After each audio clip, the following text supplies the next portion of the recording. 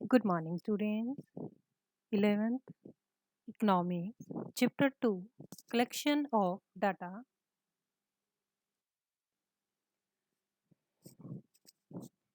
Tomorrow we did primary data and secondary data.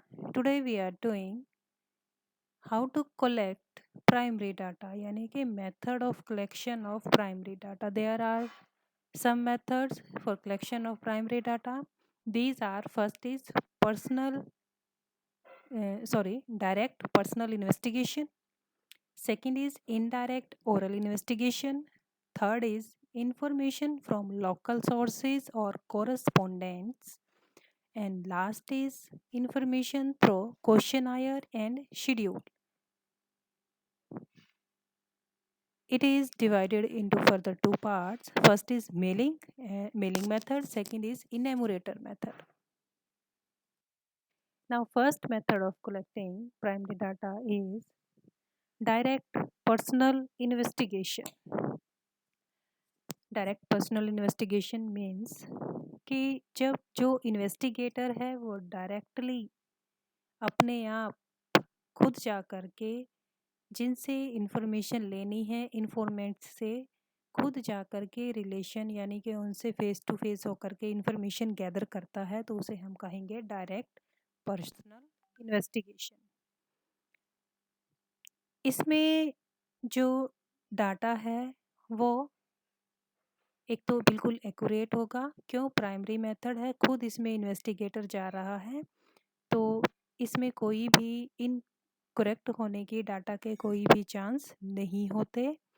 इसमें जो investigator है वो हर एक एरिया में खुद जाता है और अपनी इन्वेस्टिगेशन से रिलेटेड जो क्या है वो सारी इन्फॉर्मेशन गैदर करता है। फॉर एग्ज़ाम्पल मान लो आप किसी इंडस्ट्री में जो वर्कर्स काम कर रहे हैं उनकी वेजेस के बारे में आप जानना चाहते हैं तो जो इन्वेस्टिगेटर है इसमें वो क्या करेगा, वो खुद पर्सनली जो क्या है हर एक वर्कर के पास जाएगा और उसकी वेजेस के बारे में इंफॉर्मेशन को गैदर करेगा। तो इसे कहेंगे डायरेक्ट पर्सनल इन्वेस्टिगेशन। अब ये मेथड सूट कहाँ पे होगा, सूटेबिलिटी यानी कि इसको हम यूज़ कहाँ कहाँ पर कर सकेंगे, जब आपकी इन्वेस्टिगेशन का जो एरिया है वो ज़्यादा बड़ा ना हो। दूसरा क्या है, जब आपको हाई लेवल की एक्यूरेसी की ज़रूरत हो, आपको लगता है कि मुझे डाटा ओरिजिनल चाहिए, तब आप इसको यूज़ करेंगे।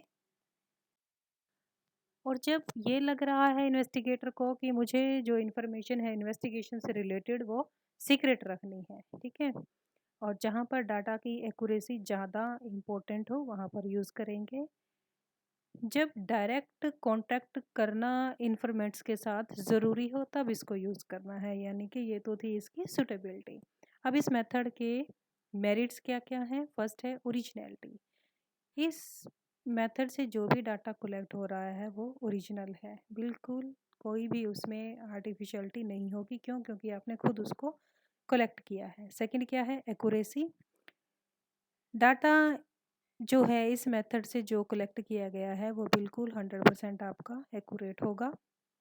थर्ड क्या है? रिलायबिलिटी। रिलायबल डाटा होगा। क्यों? क्योंकि जो सारी इन्फॉर्मेशन है वो आपने खुद उसको कलेक्ट की है तो आप उस पर बिल्कुल विश्वास कर सकते हैं। रिलेटेड इन्फॉर्मेशन, जो इन्फॉर्मेशन आपको अपनी स्टडी के लिए चाहिए वो आप इसमें जो क्या है इन्फॉर्मेंट से अच्छे से पूछ सकते हैं और भी इन्फॉर्मेशन जो क्या है उससे आप गैदर कर सकते हैं। यूनिफॉर्मिटी, इस डाटा में हाई डिग्री की फेयर जो क्या है आपकी यूनिफॉर्मिटी बनी रहती है। क्यों? क्योंकि एक ही पर्सन इसको कलेक्ट कर रहा है और उसको पता है कि मैंने किस रिसर्च से रिलेटेड डाटा को कलेक्ट करना है। नेक्स्ट है आपका इलास्टिक। इलास्टिक मतलब इजी टू चेंज। इस मेथड में इन्वेस्टिगेटर जो क्या है वो चेंज कर सकता है क्वेश्चंस को। कैसे? कि अगर मान लो किसी पर्सन को क्वेश्चन समझ नहीं आ रहा है तो वो उसी के हिसाब से उसको चेंज कर सकता है।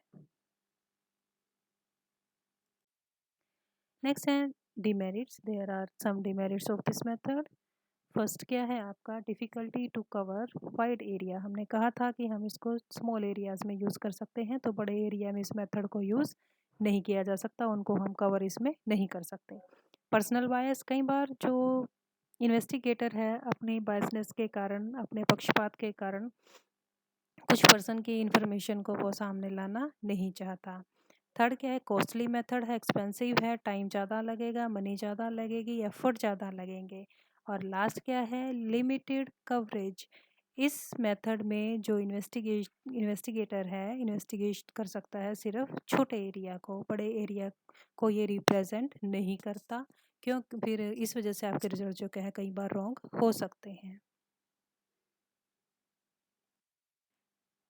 Revise this topic, note down this topic in your notebooks. Thank you.